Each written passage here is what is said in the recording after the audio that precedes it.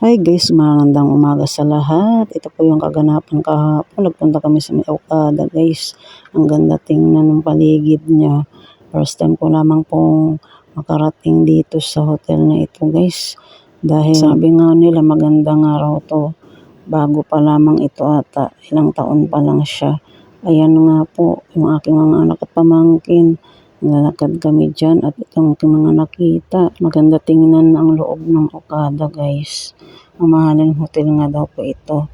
Yung iba dito ay mga mayayamang tumutuloy. Dito po kasi tumuloy yung aking bayaw at ate. Ilang araw lamang sila dyan. At pauwi na sila sa US. Dyan nga po, ayan ang mga halaman at garden dyan sa Okada. Ang ganda tingnan. Siguro mag-picture-picture dito pero wala tayong time guys. Dahil nagmamadali na kami dyan.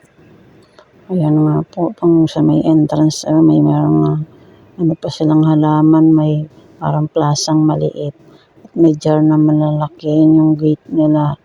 Ayan yung entrance na palabas. Ito nga po yung loob yung pumasok kaming una. Ang ganda ng kanilang kesamit, may mga design pa guys, diba?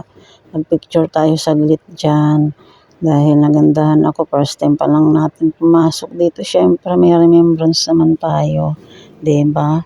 Ayan nga po, ang video. Thank you for watching. Bye-bye. God bless everyone.